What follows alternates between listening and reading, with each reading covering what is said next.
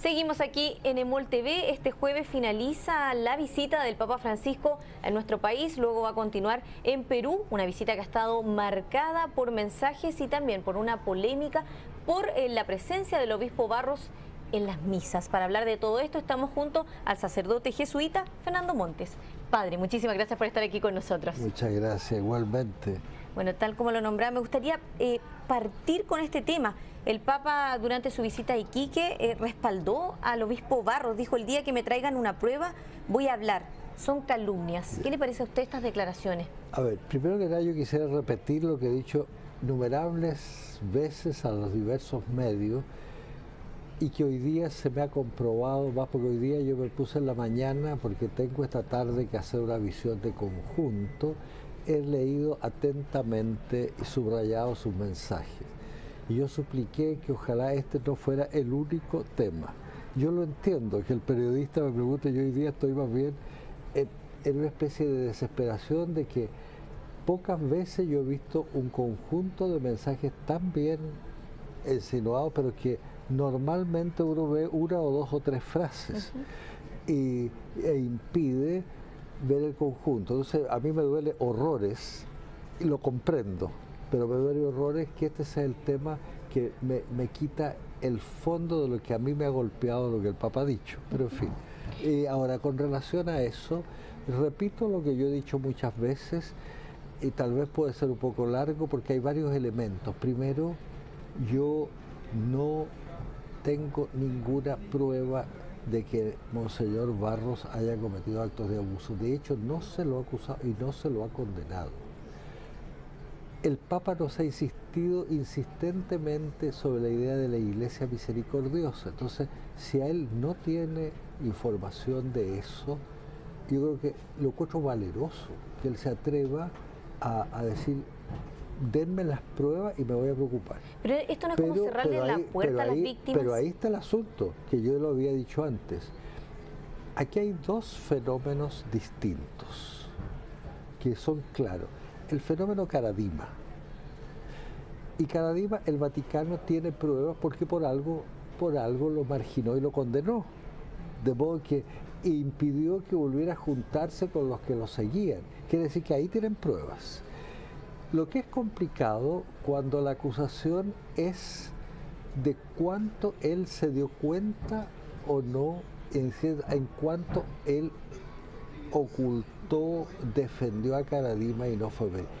Es más complicado, pero yo siempre he dicho, por favor, velemos para que haya fuentes fidedignas y múltiples, que el Papa pueda tener una información fidedigna. Pero, padre, y entre otras cosas, por favor que se escuche con atención a las víctimas, y que distingamos bien si se trata de acusación a él o acusación de encubrimiento, porque puede, y aquí están los defectos de las personas, que hay personas que a veces ante lo evidente no lo ven. Y yo ahí dije varias veces, ante una cosa de esta gravedad, si yo no acuso al obispo Barros directamente, por lo menos tengo preguntas, porque un obispo tiene que tener percepción de qué está pasando, y me llama mucho la atención que no haya visto nada. Pero muchas veces puede pasar, ¿cierto?, que las víctimas de abuso, por ejemplo, no tengan prueba, que un niño haya sido víctima de abuso y no tenga cómo demostrarlo, pero sí haya sido víctima de ese abuso. Pero por eso mismo yo creo que tenemos que ser muy cuidadosos en la investigación, de modo de buscar varios testigos, si hay confluencia de testigos, y en este caso de la presencia en alguno de esos gestos, más que, porque parece que no hay acusación directa contra él, yo de lo que sé, porque tampoco lo he estudiado mucho, si no la hay directa contra él de abuso de él, por lo menos que le quede claro al Papa que lo más verosímil y lo lógico es que algo tiene que haber visto, y es extraño que no haya visto. Por otro lado, revisando a fondo el mensaje del Papa, lo que nos dijo a los sacerdotes, lo que dijo en La Moneda: cuidado, escuchemos al pueblo, cuidado con los sacerdotes que no tienen oídos para ver a la comunidad. Y aquí, por lo mismo que ha pasado en estos días, hay un malestar en la comunidad claro. Pero la presencia del obispo Barros de cierta manera empaña la visita del Papa. Bueno, ¿Cómo lo ve usted? Yo como sociólogo, lo he dicho muchas veces, para un sociólogo la significación de los hechos es más importante que el hecho mismo. Tal vez yo tengo que educar algo, pero el pueblo chileno, los periodistas, se han centrado en eso. ¿Por qué? Por algo, y eso no puedo dejar de analizarlo con profunda honestidad y seriedad. Entonces, yo no conozco cuáles son las fuentes del Papa. La Iglesia tiene responsabilidad profunda de escuchar, ver la verosimilitud, distinguir bien lo que puede ser acusación directa contra abuso, quién es el abusador, o aquellos que rodeándolo muy de cerca sería tan inverosímil que no hubiera visto nunca nada. El sacerdote Mariano Puga, con respecto a este caso, ¿cierto?, del obispo Barros, su presencia en la misa en el Parque O'Higgins, él dice: el Papa se equivocó. ¿Se equivocó el Papa? ¿Cómo lo ve usted? Por de pronto hay algo que es muy claro. Una de las cosas que la Iglesia tiene que progresar, y que este Papa nos ha ayudado mucho, por la manera como él habla de sencillez y de todo, es dejar que haya una opinión pública en la Iglesia razonable y razonada. Y el Papa, si quiere hablar ex cátedra, es decir, jugar su inerrancia, tiene que anunciarlo. Esta es una declaración solemne como pontífice, y eso Juan Pablo II no lo hizo nunca, el Papa, ¿cómo se llama? Benedicto, no lo hizo nunca Pablo VI. En otras palabras, nos deformamos por cariño, por admiración al Papa, a creer que el Papa todo lo que dice tiene razón y no puede equivocarse en nada. Yo creo que es un avance de la Iglesia decir: yo respeto inmensamente, pero probablemente hay que complementar su opinión, pero él no está hablando es cátedra, está dando una opinión, que eso sí que es verdad. Yo no tengo esa información, entonces démosela. Padre, pero ¿no cree que usted que la declaración que dio hoy el Papa Francisco finalmente puede terminar dañando más a la Iglesia, profundizando la crisis que ya tiene? Por de pronto corre el riesgo de que esto sea el centro de toda la visita, y eso para mí sería lo más doloroso de lo doloroso, porque creo que el Papa, sin querer hacer comparaciones odiosas, pero el contenido que yo he meditado y subrayado nos ha dado una cantidad de mensajes notablemente, yo los considero más profundos que los que dio Juan Pablo II, porque el Papa tocó más bien la situación más de Chile en ese momento. Esto ha sido notable, por ejemplo, para los sacerdotes. Como yo también lo he dicho muchas veces, después de que me preguntaron mucho qué país, qué iglesia, me hice la pregunta profunda: ¿qué me va a decir a mí el Papa? El Papa me viene a ver a mí, y en ese sentido he leído sus documentos. Me dolería horrores que esta frase, como yo creo que está pasando, Padre, convierta todo centrado en este punto, y que yo creo que el Papa tiene la información que se le ha dado, es decir, de Roma viene lo que a Roma va. Entonces, ¿qué pruebas se le han dado? A él se ve que no se le han dado las pruebas suficientes. Yo creo que el esfuerzo nuestro máximo tendría que ser ese. Padre, lo que pasa es que ya la gente a través de redes sociales hemos visto una serie de comentarios, y después de conocer estas palabras que dio hoy día el Papa Francisco, se empiezan a cuestionar este pedido de perdón que hizo en la misa del Parque O'Higgins. Eso es lo que hay que tener.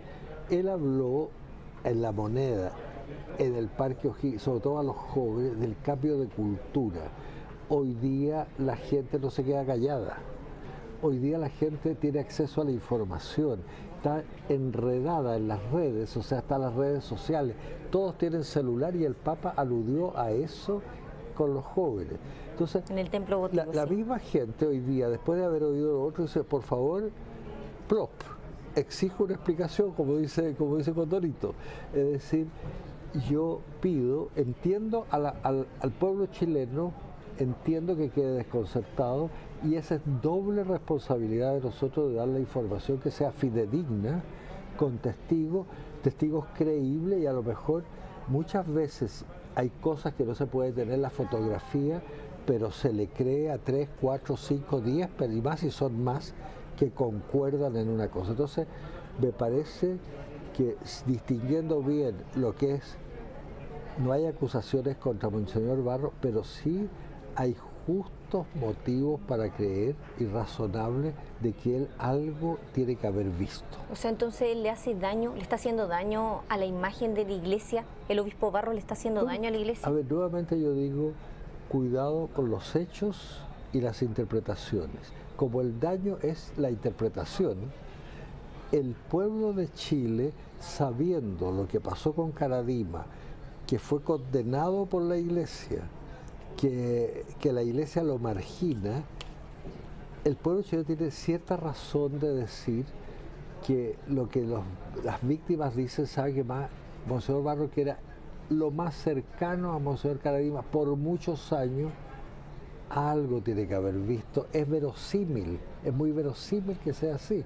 Esa es mi opinión, que es la opinión estrictamente, no es la de la Compañía de Jesús, no es la opinión sino que yo tampoco me creo, como hoy día dijo Monseñor Errázuriz, que había ciertos sacerdotes y le habían preguntado por mí, que nos creíamos que teníamos la sabiduría. Yo no me creo estar perfectamente equivocado, pero trato de razonar y veo que algunos obispos a veces, y toda la iglesia, nos retrasamos en haber escuchado las cosas a tiempo. Quizá hubiese sido prudente, se lo pregunto, que el obispo Barros no hubiese participado en esta misa. ¿Qué cree usted? Yo lo dije ayer y lo dije los días anteriores,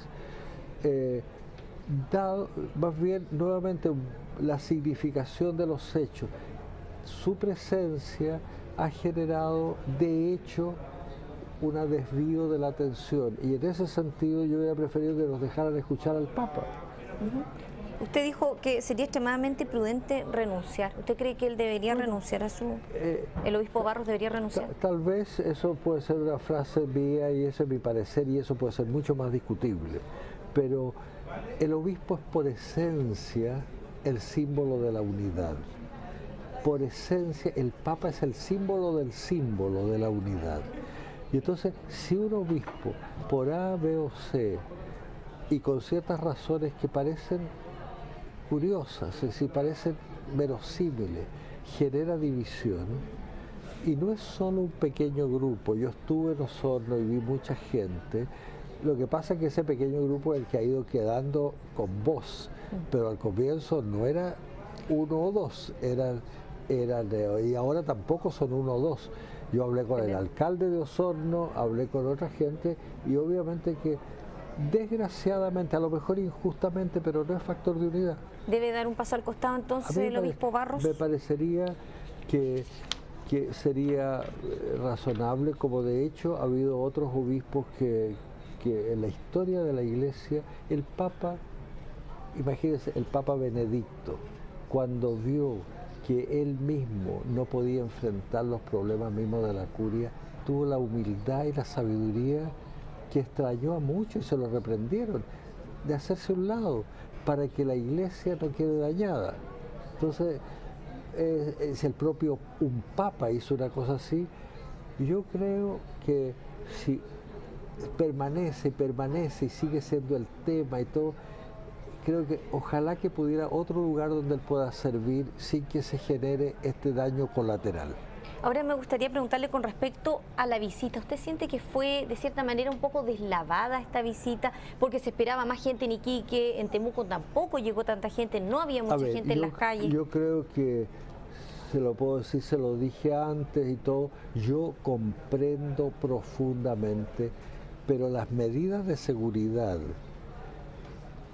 hechas por toda la comisión, pero muchas de ellas también pedidas por la gente que vino del Vaticano. Yo le puedo decir, para llegar a la reunión con los jesuitas, usted no se puede imaginar la dificultad, los controles. Para ir a concelebrar al parque, yo cumplí todos los requisitos. Desde hace casi 2 meses fui al arzobispado, pedí me pidieron todos mis datos, cosa que ya los tienen, pero les di todos los datos. solo el día antes en la tarde pude recibir mi...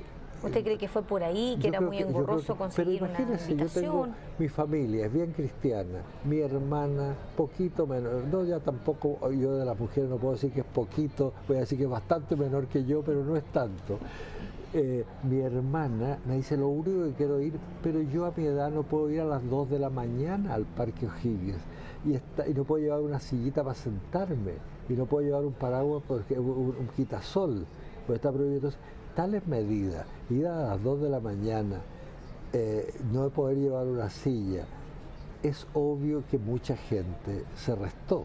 No, pero le pregunto a propósito de Temuco, por ejemplo, Bueno, en las calles, que eran horario en que la gente podría haberlo visto, sin embargo, ¿usted considera que hubo una falta de entusiasmo por parte de la ciudadanía en esta visita? De lo que yo pude ver en Santiago, la gente que estuvo cuando pasó por la calle y yo lo vi pasar junto a mi casa, era impactante la gente. Verdaderamente me da la impresión que es menos que con Juan Pablo II. Pero nuevamente yo me pregunto como sociólogo las causas. Hoy día, entre ver pasar un minuto a una persona y quedarme en la casa y poderlo ver con atención y de todos lados, no necesariamente es menos atención. Yo hoy día muchas veces me han propuesto y me han regalado, y me encanta el fútbol, ir al estadio. Algunas veces yo lo prefiero ver porque veo mejor los goles, como ya tengo cierta dificultad para ver. Prefiere verlo por la televisión. En la tele me lo muestran varias veces el gol y me lo muestran por todos los lados, me quedo en la casa. ¿Usted cree que va más por ahí, más que una falta de entusiasmo de parte de la gente o decepción de la gente por la iglesia, por ejemplo? De lo escuchado de la prensa, pocas veces he visto más presencia en la prensa de una visita que se acerca. Impresionante. Las preguntas que a mí me ha hecho la prensa, es impresionante. Yo estuve muy metido en la preparación de Juan Pablo II, fue ni la quinta parte de lo que fue ahora. Vale decir que hay indicadores de que puede haber otros factores, un excesivo segurismo en las medidas que lo hacían casi irracional. Segundo, lo es que decía usted, los horarios de ingreso a las misas, que mucha gente se quedó fuera. Viene usted la desesperación. El día antes me llama una persona del sur, de Los Ángeles, me dice, he hecho todo lo posible por tener una entrada, por favor consígame una entrada. Traté de ver y pues, le di las direcciones y se la consiguió, me lo escribió desde Los Ángeles. Ve usted, y eso es señal de que había cierto obstáculo, cierta dificultad. O sea, ¿se cometieron quizá errores en la organización con ver estos horarios? Yo encuentro, mire, yo no quiero tirar una piedra sobre otros. Si yo hubiera sido el organizador, viendo lo que pasa en otros países donde no faltan locos que disparan y que están en el público, que largan un auto, yo hubiera extremado las medidas de seguridad dada la situación del mundo. Pero constato que esas medidas obviamente restan gente en las presencias. Yo estuve en Arica, gente que tenía que venir 500 kilómetros y tenía que llegar a altísima hora de la noche. La parroquia nuestra, donde había un enorme interés, estaba reducido apenas un bus. Y al comienzo, por los que habían pedido, y cuando empezaron a ver las condiciones, se echaron para atrás. Y en la misa de Iquique también se veía poca gente. La que yo me refiero, esto es de Arica, porque era la gente que iba ahí, viajaba hacia Iquique. Y se echó para atrás porque dijeron, ¿sabe qué más? 500 kilómetros de ida, 500 de vuelta, tener que llegar a una hora, a esta hora, ¿sabe qué más? Me quedo en la casa. Con sumo interés. O sea, yo no digo que esa sea la explicación, pero nuevamente yo tengo obligación de buscar distintas razones posibles, y esa es una también. Y o sea, que el mundo moderno, la presencia de la televisión, de los medios de comunicación, o las mismas redes sociales también, donde la gente se entera de todo. Un montón de gente mirando el discurso del Papa en el celular. En el celular. Menos atención, a lo mejor más atención para poderlo escuchar mejor. Yo fui ayer a la Universidad Católica, leí hoy día de nuevo el discurso y lo subrayó porque entendí la tercera parte, estaba mal el audio. Entonces, los medios hoy día nos ofrecen otra manera de presencia. No quiero que esto parezca como, me doy cuenta que hubo menos gente, me doy cuenta que hay un mensaje notablemente profundo de lo que yo vi que nos dijo a los sacerdotes, lo que dijo en La Moneda sobre el país, lo que le dijo a los obispos sobre una iglesia que no sea clerical, que escuche. Eso mismo lo digo yo en el caso de Barro, escuchemos. Pero seamos cuidadosos, que las fuentes sean fidedignas. Si el Papa no tiene buena información, por un lado lo felicito, que tenga el coraje, si él cree que es inocente, el coraje de defenderlo.